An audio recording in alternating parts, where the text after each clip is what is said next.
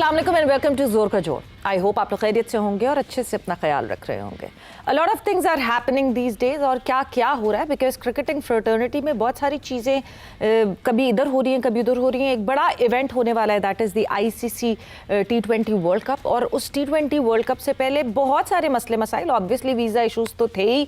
जो टीम्स जिसमें या तो पाकिस्तान ओरिजिनेटेड प्लेयर्स थे या पाकिस्तानी पासपोर्ट होल्डिंग प्लेयर्स थे, उनके लिए वीज़ास का इशू तो हुआ। मगर एक और बड़ा मसला जो कि बहुत दिनों से रुका हुआ है और एक अजीब एक जगह पे फंस गया था। ICC की बाकायदा टीम गई बांग्लादेश क्रिकेट बोर्ड और बांग्लादेश क्रिकेट बोर्ड को कन्विंस करने के लिए या बात करने के लिए या अल्टीमेटम देने के लिए, मगर अभी भी ऊंट किसी के करवट बैठा नहीं है। क्या करना है, क्या नहीं किया जाए, पाकिस्तान क्रिकेट बोर्ड का क्या मौक़िफ़ होना चाहिए इस पर, क्या बांग्लादेश क्रिकेट बोर्ड के साथ पाकिस्तान क्रिकेट बोर्ड को खड़े रहना चाहिए। कहीं ना कहीं स्पेक्यूलेशंस हैं इस वक्त सोर्सेज ये क्लेम करती हैं कि जी Pakistan cricket board would be supporting Bangladesh cricket board, मगर ऑफिशियली अभी तक पाकिस्तान क्रिकेट बोर्ड की तरफ से ये बात नहीं आई है। सोर्सेज ज़रूर इस बात को क्लेम करती हैं। क्या ऐसा करना चाहिए पाकिस्तान क्रिकेट बोर्ड को बांग्लादेश क्रिकेट बोर्ड की वजह से? क्या क्रिकेटिंग फ्रेटर्निटी में अपने ताल्लुकात ख़राब करने चाहिए या फिर सपोर्ट करना चाहिए? The friend in need is friend in deed वाली बात। देखना यह है कि पाकिस्तान क्रिकेट बोर्ड क्या करेगा और क्या नहीं करेगा। साथ ही साथ शिद्दत से इंतजार है ऑस्ट्रेलिया के अगेंस्ट सीरीज का स्केड्यूल तो अनाउंस हो गया, मगर क्या टीम उतरेगी, क्या टीम खेलेगी? Because we all are expecting कि जो टीम ऑस्ट्रेलिया के अगेंस्ट पाकिस्तान उतारेगा वो टीम वही होगी जो कि वर्ल्ड कप में आप पाकिस्तान की टीम को देखेंगे। मगर अभी तक उस टीम का ऐलान नहीं हुआ और आने वाले दिन में भी ऐसा लग रहा है कि कोई ऐलान पता नहीं होगा कि नहीं होगा। हालात कुछ ऐसे दिख रहे हैं कि ऐलान होने में अभी ज़रा टाइम लगेगा, दो कि ऑस्ट्रेलिया का स्क्वाड जो है वो सामने आ गया इस सीरीज़ के लिए। सो देखना यही है कि किस तरह की परफॉर्मेंसेज ऑब्वियसली होंगी, बिकॉज वर्ल्ड कप से पहले की ये सीरीज़ है। साथ ही साथ जहां हम HBL PSL की बात करते हैं, PSL 11 में बहुत सारी तब्दीलियां सामने आई हैं और बहुत सारी तब्दीलियां क्या क्या होने वाली हैं, कितने नंबर ऑफ रिटेंशंस अलाउड हैं फ्रेंचाइजीज़ को, क्या डायरेक्ट साइनिंग कर सकेंगे फ्रेंचाइजीज़, क्या प्लेयर ड्राफ्ट हो रहा है, क्या ऑक्शन हो रहा है, वो सारी अपडेट आपको आज की इस डिस्कशन में मिलेगी, क्योंकि हमारे साथ मौजूद हैं पाकिस्तान के सीनियर स्पोर्ट्स जर्नलिस्ट मेक साहब। इकबाल साहब अस्सलाम वालेकुम and welcome to the show. वालेकुम अस्सलाम, बहुत बहुत शुक्रिया आपका सवेरा। सो इकबाल साहब, सबसे पहले मेरे ख्याल से PSL से शुरुआत करते हैं। सो PSL 11 बहुत सारी कहते हैं बहस मुबाहिसे के बाद, ऑनलाइन मीटिंग्स के बाद इवेंचुअली कुछ ना कुछ चीज़ें सामने आ गई हैं और रिटेंशन 4 प्लेयर्स को रिटेन कर सकते हैं, मगर वो कहते हैं ना कि बड़ी चालाकी से इस चीज़ को हैंडल किया गया है कि हर कैटेगरी का एक एक प्लेयर आप रिटेन कर सकते हैं। सो मुझे लगता है सबसे ज़्यादा मुश्किल लाहौर कलंदर्स को हो जाएगी। बिल्कुल आपने सही कहा, और जो मेरे जराए बताते हैं कि लाहौर कलंदर्स ने रेजिस्ट भी किया था इस मामले पर कि इस तरह से मत करें। उनके जो CEO हैं समीन राना, उनका भी मैं एक इंटरव्यू देख रहा था, उससे भी ये तासुर मिल रहा था कि बड़ा मुश्किल होगा। लेकिन अब देखते हैं क्या होता है, क्योंकि अब PCB एक नए अंदाज से जा रहा है और आपको पता है कि फिर मुल्तान सुल्तान्स का भी ऑक्शन होने जा रहा है। तो बहुत सारी चीजें अब देखते हैं तजुर्बा कितना कामयाब रहता है, क्योंकि 10 बरस तक तो हम लोग ड्राफ्ट पे ही जाते थे कि ड्राफ्ट होगा, कौन कौन सी टीमें आएंगी। लेकिन आपने रिटेंशन की बात की, जो मुझे पता चला है कि जिस तरह से पेशावर ज़ल्मी वो भी इस चीज के हक में नहीं थी। कुछ फ्रेंचाइजीज तो थी, लेकिन लाहौर कलंदर्स और पेशावर ज़ल्मी जो थी उन्होंने रेजिस्ट किया। लेकिन पाकिस्तान क्रिकेट बोर्ड ने, जिस तरह अपने इंट्रो में कहा, कि बड़े खूबसूरती के साथ इस मामले को हैंडल किया और कहा 4 रिटेंशन होंगी। तो अब देखते हैं क्या होता है। लेकिन ये तजुर्बा कितना कामयाब होगा, कितने पैसे ये देंगे, कि लिमिट कितनी होगी फ्रेंचाइजीज की खिलाड़ियों को खरीदने की, और फिर क्या होता है, बहुत सारी चीजें। क्योंकि इस लीग को तो पाकिस्तानी प्लेयर्स ने बनाया ना 2016 में, आपको याद होगा जब पहली दफा शुरू हुई, तो उस वक्त तो किसी के वहमो गुमान में भी ना था कि ये ब्रांड बन जाएगा, और उस वक्त इस तरह की कोई रिटेंशन या उस तरह से कोई ऑक्शन की बात ही नहीं थी। लेकिन अब देखते हैं ये नया तजुर्बा पाकिस्तान क्रिकेट का किस हद तक PSL के लिए कामयाब साबित होता है। इकबाल साहब, एक जो भी फ्रेंचाइजीज नहीं चाह रही थी कि ऑक्शन पे जाया जाए, उनका बेसिक क्लेम ये था कि कंपेटिटिव होती है PSL, आपस में टीम्स जो हैं वो हम वजन होती हैं इस वजह से, क्योंकि ड्राफ्ट होता है एक प्रॉपर, और उस प्रॉपर ड्राफ्ट की वजह से बराबरी रहती टीम में। मगर अब जब ऑक्शन होगा तो इट वुड भी पैसा फेंक तमाशा देख, अच्छे से अच्छा प्लेयर, जो ज्यादा पैसे फ्रेंचाइज जो है वो डालेगी, वो अच्छे से अच्छा प्लेयर हासिल कर लेगी। तो क्या वो इम्बैलेंस तो क्रिएट नहीं हो जाएगा जिसका डर है इन फ्रेंचाइजीज को? बाजार यही लग रहा है। और आपने सही कहा कि पैसा फेंक और तमाशा देख। 185 करोड़ रुपए में तो सियालकोट बिकी, 175 करोड़ रुपए में तो हैदराबाद बिकी। और इन दोनों के मालकान जो ये दावे कर रहे हैं, कोई कह रहा है हम बाबर आजम को रखेंगे, कोई किसी को रखेगा, तो जिसकी वजह से उन टीमों में जिनमें ये टॉप के क्रिकेटर्स थे, चाहे वो बाबर आजम हो चाहे शाहीन शाह अफरीदी हो, उन टीमों में थोड़ी सी एक बेचैनी सी जरूर पैदा हुई।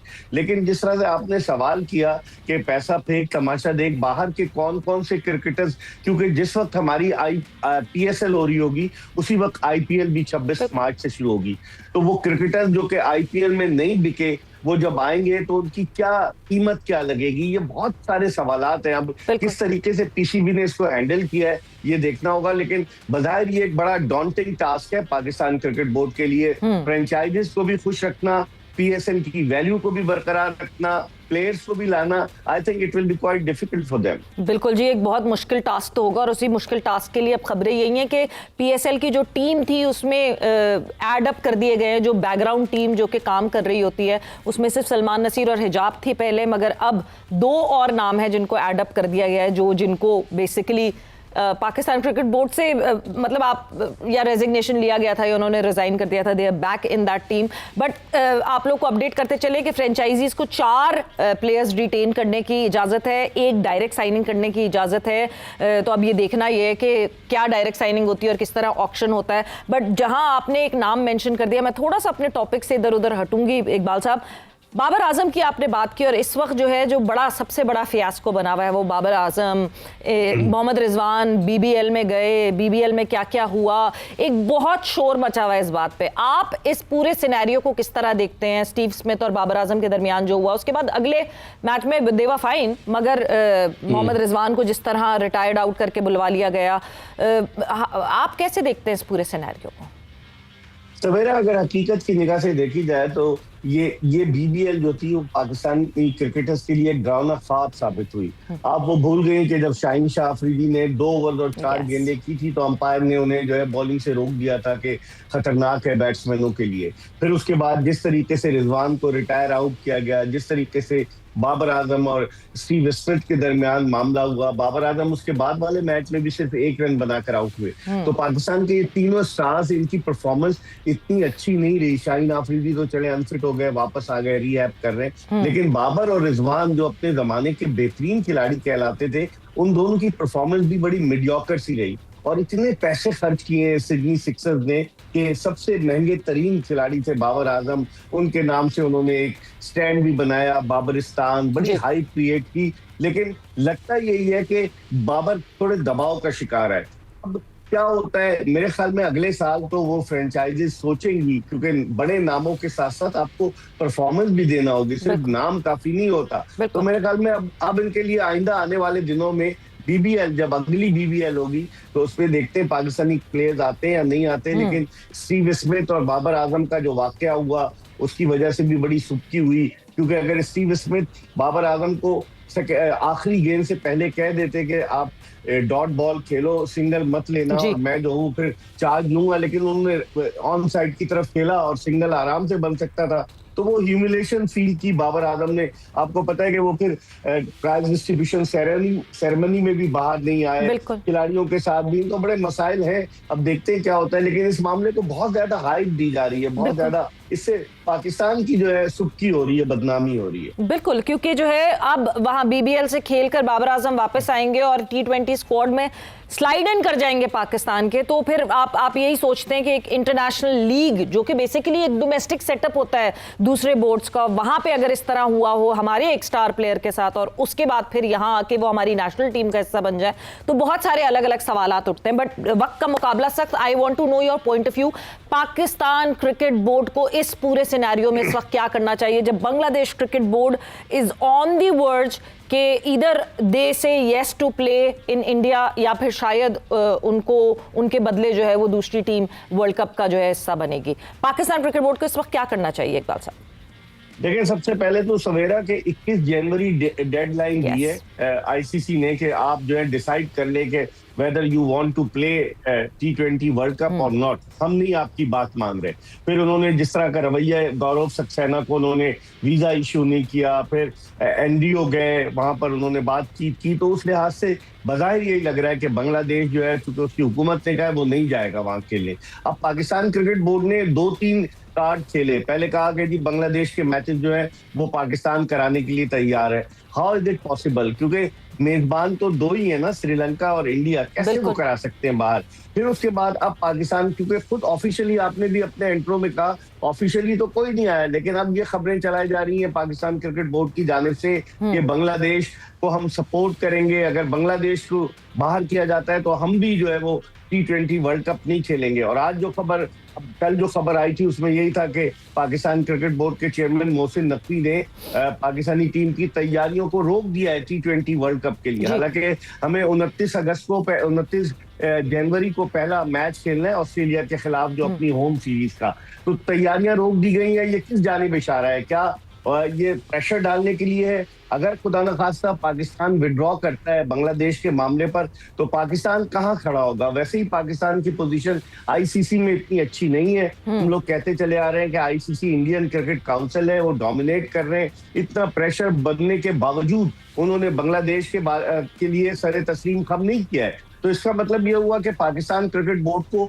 सोच समझकर कदम उठाना पड़ेगा सवेरा, वरना बड़ी मुश्किल हो सकती है पाकिस्तान क्रिकेट के लिए। बिल्कुल, क्योंकि देखिए इकबाल साहब, ये तो हमें पता है कि Pakistan cricket is important for the cricketing world. इस पूरे कॉन्टेस्ट में, इस पूरे कंपटीशन में सबसे ज्यादा रेवेन्यू जनरेटिंग पाकिस्तान और भारत जब आमने सामने आते हैं, that is the most revenue generating match. ये बात जो है वो ऑब्वियसली बांग्लादेश, वो स्टेक्स नहीं उनके पास हैं कि वो उस तरह सारे मामलात कर सकें जिस तरह पाकिस्तान क्रिकेट बोर्ड ने किया, अपनी चीजें मनवाई। बांग्लादेश क्रिकेट बोर्ड उस तरह चीजें नहीं मनवा सकती। मगर इस पूरे सिनेरियो में अगर हम उस दोस्ती की राह में बह गए, तो आपको लगता है कि हम अपने आप को डेंट करेंगे?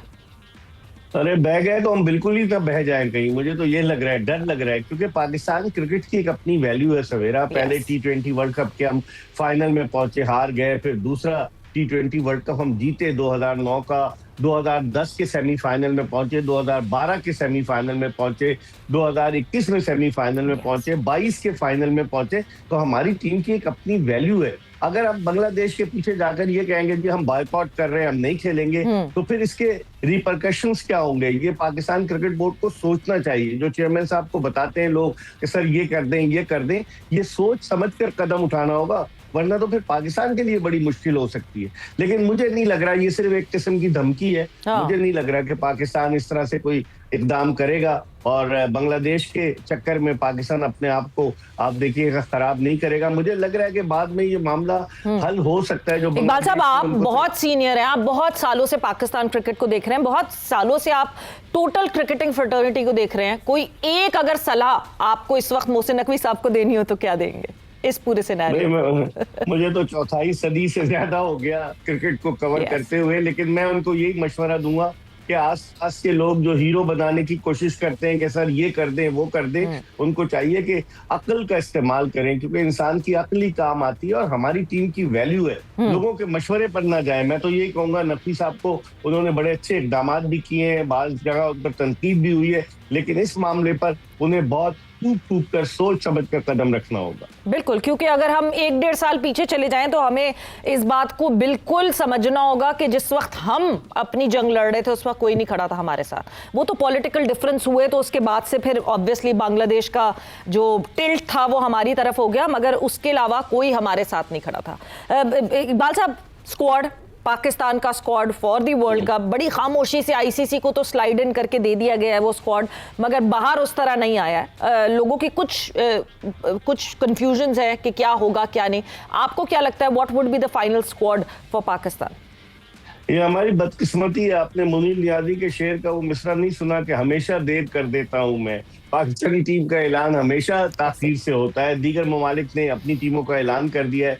मुझे लग रहा है अनऑफिशियली वो कुछ इर्द गिर्द के जो लोग हैं जो शाह से ज्यादा शाह के वफादार बनने की कोशिश करते हैं, उन्होंने तो टीम का भी अनाउंस कर दिया और उन्होंने कहा पीसीबी के जराए कह रहे हैं। हाँ। लेकिन बज़ाहिर यही लग रहा है मुझे सवेरा के हारिस रऊफ क्या वो जगह बना पाएंगे। आतिफ जावेद के दिल में उनके लिए बड़ा सॉफ्ट कॉर्नर है, क्योंकि हारिस रऊफ के कैरियर को बढ़ाने में संवारने में आतिफ जावेद का रोल था। लेकिन क्या नसीम शाह टीम में होंगे? बाबर आजम पर भी क्वेश्चन मार्क कुछ मंचलों ने उठा दिया कि जी बाबर आजम की फॉर्म अच्छी नहीं है, उनको ना रखें। और शायद यही वजह है, आप देखें श्रीलंका के खिलाफ पहले T20 में सलमान अली आगा 1 डाउन पर आए और फिर तीसरे T20 में भी 1 डाउन पर आए। तो क्या सलमान अली आगा को माइक हसन तैयार कर रहे हैं? क्योंकि वो ऐसे बैट्समैन है कि वो नीचे तो जाके खेल ही नहीं सकते जिस तरह से वो स्ट्राइक रोटेट करते और 1 डाउन पर उनका रिकॉर्ड भी अच्छा है। हाँ, उनका रिकॉर्ड अच्छा है, लेकिन टेस्ट और वनडे की बात करें ना, T20 में तो सलमान अली आगा ने नवंबर 2024 में अपना पहला T20 खेला, 2 मैचेस के बाद ही वो कप्तान बन गए। तो अब आप खुद सोचें कि बात जगहों पर पाकिस्तान को जो है कॉम्प्रोमाइज करना पड़ेगा। आपके पास 3 ओपनर है, फखर जमान को आपने रोलिंग स्टोन बनाया हुआ है, कभी उसको 5वें, कभी चौथे, कभी छठे पे भेजते हैं। फिर आपके पास रेगुलर विकेट कीपर नहीं है, ये सोचना पड़ेगा। तब आप बिल्कुल आप सही कह रही हैं। देखिए रेगुलर विकेट कीपर आपने 3 विकेट कीपर खिलाड़ियों के नामों के आगे विकेट कीपर रख दिया। Usman Khan hard hitting batsman है, प्रॉपर विकेट कीपर नहीं है। Khawaja Nafay proper wicket keeper नहीं है, हमने देख लिया तीसरे T20 में। और साहबजादा फरहान तो ओकेजनली विकेट कीपिंग करते हैं। तो और ये जो शादाब खान एडन हो गए अभी आखिर में बिल्कुल आते हुए, इनको कैसे बैलेंस करेंगे इकबाल साहब? ये माइक हसन की बड़ा सॉफ्ट कॉर्नर है शादाब खान के लिए। उनकी अंडरस्टैंडिंग भी बड़ी अच्छी है। इस्लामाबाद यूनाइटेड को जब उन्होंने जितवाया PSL को, तो बड़ी उनके साथ एक कोहेजन टाइप का है। तो मुझे लग रहा है कि ये माइक हसन की वजह से आए शादाब खान, और आकर उन्होंने परफॉर्म भी किया है। अब आप कितने स्पिनर्स ले जाएंगे? अबरार अहमद है, मोहम्मद नवाज है, शादाब खान है, फिर उसके अलावा साइम अयूब भी स्पिन कर लेते हैं। बर्फ गिरती है तो बेचारे मुसलमानों पर उस्मान तारिक ना बाहर हो जाए, जो T20 में हैट्रिक करके ही टीम से बाहर है। तो बहुत सारे सवालात हैं। हम ये सोच रहे हैं अब क्या करते हैं, अब देखना होगा आइंदा आने वाले दिनों में पाकिस्तान का 15 रुकनी स्क्वाड क्या होता है। बिल्कुल, और ये सोचेंगे 30 प्लस T20 खेलने के बावजूद अभी तक हम सोच रहे हैं कि क्या होगा और क्या नहीं होगा। बट इकबाल साहब थैंक यू, बहुत बहुत शुक्रिया आपके टाइम का, थैंक्स अ लॉट। और यहाँ पे जोर का जोड़ का खत्म हो गया है। बहुत सारी चीजें हैं जिस पे अभी भी क्वेश्चन मार्क है। कब तक आएगा पाकिस्तान का squad for the world cup and for the series versus Australia, ये देखना है और समझना है। बट विद दैट वक्त यहाँ खत्म हुआ। Savera Pasha signing off. Take care, bye bye, अल्लाह हाफिज।